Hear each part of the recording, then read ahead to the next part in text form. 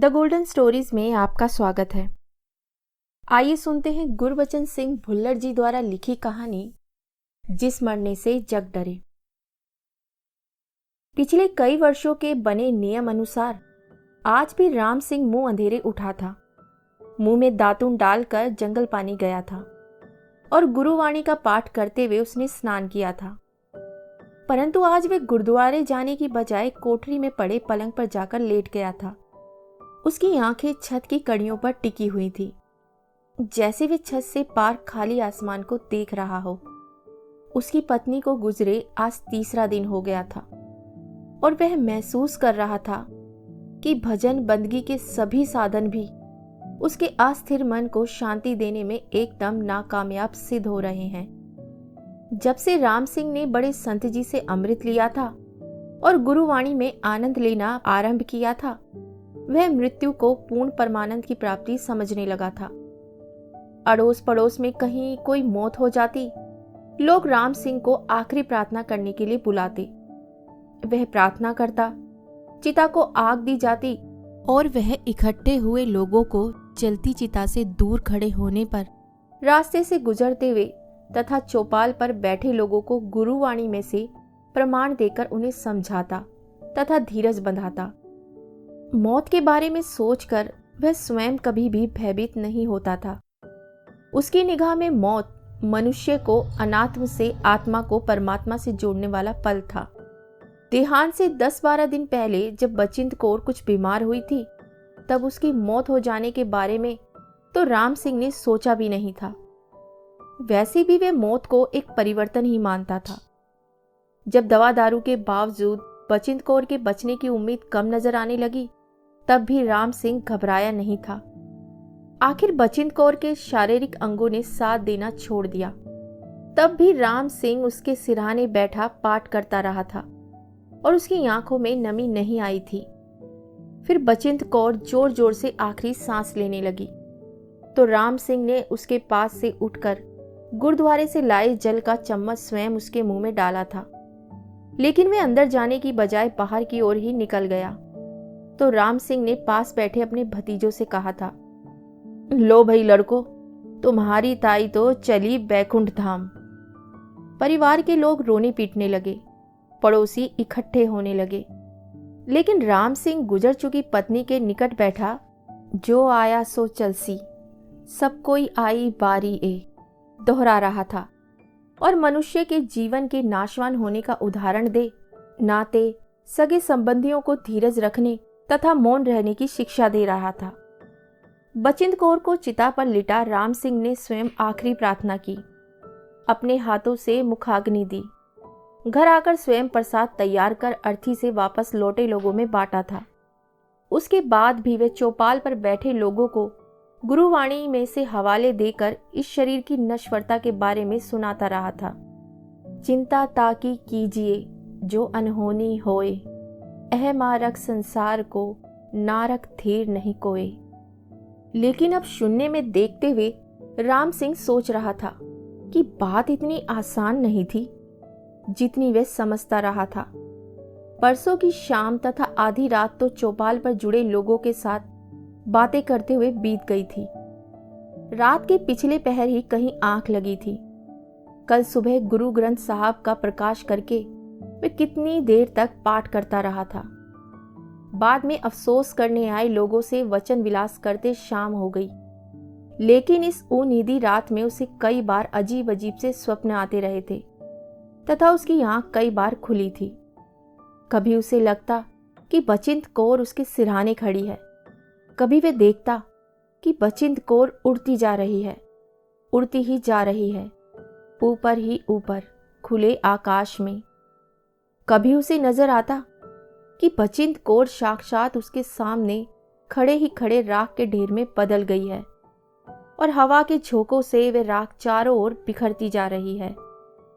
हर बार करवट ले और वाहे गुरु कहकर उसने सोने का प्रयत्न किया, लेकिन उसे नींद बहुत कम आई थी। आज का दिन बीती रात से भी ज्यादा बोझिल लग रहा था। राम सिंह बार बार अपनी सोच को रोकता, लेकिन वे बार बार उसके चंगुल से निकल बिखर जाती। वह चाहता था कि उसे आप बीती की कोई बात याद न आए। वे बस पत्थर के समान चारपाई पर भावहीन सा पड़ा ही रहे। लेकिन उसके बीते वर्षों की किताब बार बार उसकी आंखों के सामने स्वयं ही खुलती जाती थी। राम सिंह ने अपनी जवानी के समय खेती बाड़ी का काम किया था, कुछ साल विवाह से पहले और कुछ साल बाद में भी। फिर वह सिंह बन गया। कुछ भजन बंदगी की लगन, कुछ जवानी के बीतते जाना और निसंतान होना, इन सभी कारणों से उसने कृषि छोड़ दी। कोल्हू के बैल की भांति कमाता भी तो किसकी खातिर? वह और बचिंद कौर, दो ही तो जीव थे खाने वाले। उन्होंने जमीन ठेके पर दे दी। उसके जीवन यापन के लिए वह काफी थी। अपने भाई भतीजों से वह अलग हो गया, लेकिन नर्म स्वभाव का होने के कारण अलग होने के बावजूद उसके सभी के साथ संबंध पहले की ही भांति बने रहे। राम सिंह के भतीजों को भी जमाने की हवा नहीं लगी थी। ना उन्होंने कभी बाप के सामने आंख ऊंची ही की थी और ना ही कभी ताऊ के आगे बोले थे। राम सिंह उठता अभी भी सुबह सवेरे ही था।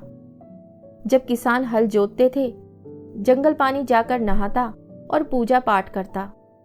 इतने में बचिंद कौर चाय बना लाती। वह गुरुद्वारे से लौटता तो खाने का समय हो चुका होता।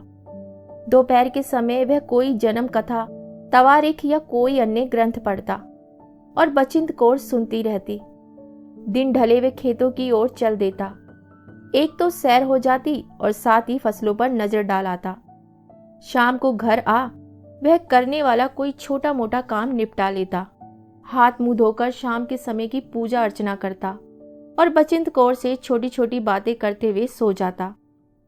राम सिंह के जीवन में ना कोई बड़ा दुख था, ना किसी बड़े सुख की वह तलाश में था। ना उसे कोई गम था और ना ही उसे किसी बड़ी खुशी की इच्छा थी। दिन आते थे जाते थे। दोनों पति पत्नी शांत नदी के पानी की भांति बहते जा रहे थे। ना कोई शोर, ना ही चंचलता। गुरुवाणी के प्रभाव के कारण वे समझता था कि मनुष्य 84 योनियों के फेर में इस संसार में आता है और योनि की पूर्णता के बाद चला जाता है। इस दुनिया की भौतिकता से उसने एक दूरी बनाई हुई थी। कमल के फूल की भांति जल में रहकर भी वे एकदम निरपेक्ष था। किसी भी वस्तु, किसी भी व्यक्ति के साथ उसका ज्यादा मोह नहीं था, इसलिए उसका किसी से भी कोई वैर भाव नहीं था। अधेड़ उम्र में उसने संबंधियों के घरों में भी जाना कम कर दिया था। संबंधी आते, उसके भाई से मिलते, उससे भी मिलकर चले जाते।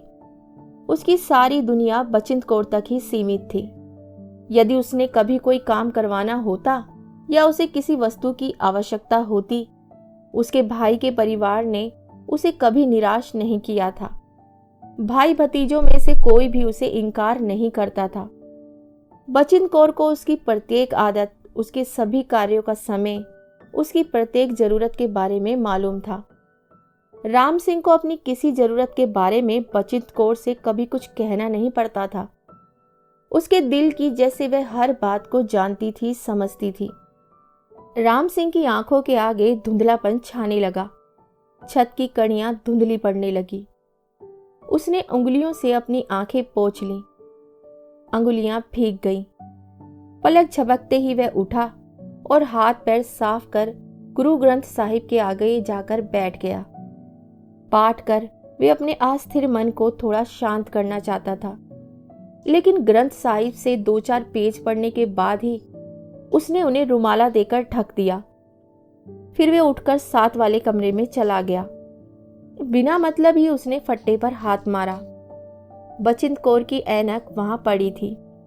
उसने डिब्बी में से निकाल कर ऐनक को अपनी कमीज से साफ किया और फिर डिब्बी में डालकर उसे वहीं रख दिया। निकट ही एक शीशे में पिसी काली मिर्च तथा देसी खांड मिलाकर रखी हुई थी। जब कभी तेज खांसी छिड़ती तो बचिंद कौर इस मिश्रण को हाथ पर डाल मुंह में डाल लिया करती थी। खांसी रुक जाती तो उसकी सांस रुक रुक कर आने लगती। स्टूल पर आधी भरी दवाई की कई शीशियां पड़ी हुई थी। बचिंद कौर ने उन दवाइयों के खत्म होने तक का भी इंतजार नहीं किया था। जाने वाला कैसे एकदम चला जाता है और उसके द्वारा जमा किया हुआ सभी कुछ यहाँ पड़ा रह जाता है। सामने की दीवार पर लगी कील से बचिंद कौर के कपड़े लटक रहे थे। दाईं ओर की दीवार पर 2-3 महीने पहले ही सफाई कर उसने कुछ बेल बूटे बनाए थे। उनके नीचे अनपढ़ों के समान कुछ अक्षर जोड़ जोड़ कर उसने अपने हाथों से सतनाम वाहेगुरु जी महाराज लिखा था। यह देख राम सिंह और भी उदास हो गया, लेकिन यह तो परमात्मा की मर्जी थी, उसका आदेश था। वह फिर से बिस्तर पर आ बैठा। भारी मन से उदासी का बोझ उतारने के इरादे से उसने कल की तरह फिर से ऊंचे स्वर में शब्द पढ़ना आरंभ किया। जिस मरने ते जग डरे मेरा मन आनंद, मरने ही ते पाइये पूर्ण परमानंद। उसने आंखें बंद कर ली और फिर शब्द दोहराया, जिस मरने, लेकिन आवाज उसके गले में ही कहीं अटक कर रह गई। उसने खखारते हुए गला साफ किया और फिर से शब्द बोलने लगा। जिस प्यारे सिंह ने, और झमाझम उसकी आंखें बहने लगी। वह ये कौन सा शब्द बोलने लगा था? जिस प्यारे सिंह ने, जिस आगे मर चलिए, धृक जीवन संसारता के पाछे जीवना। कितनी ही देर तक आंखें मूंदे वह यही शब्द दोहराता रहा। उसने उठकर गुरु ग्रंथ साहिब के पास पड़े गड़वे से पानी ले मुंह धोया और जूते पहन बाहर निकल गया। धूप काफी तेज हो चुकी थी। वह अभी तक घर नहीं लौटा था। उसके भाई का परिवार परेशान होने लगा। गुरुद्वारे में तो उसने कभी इतनी देर नहीं की थी। बड़ा भतीजा पता करने गया तो देखा राम सिंह वहां नहीं था। भतीजे के मन में ऐसे ही विचार आया, कहीं ताऊ ताई की चिता की ओर ही ना गया हो। गुरुद्वारे से निकल जब वे झाड़ियों के पास पहुंचा तो देखा राम सिंह औंधे मुंह वहां गिरा हुआ था। उसकी दोनों भिजी मुट्ठियों में राख भरी हुई थी।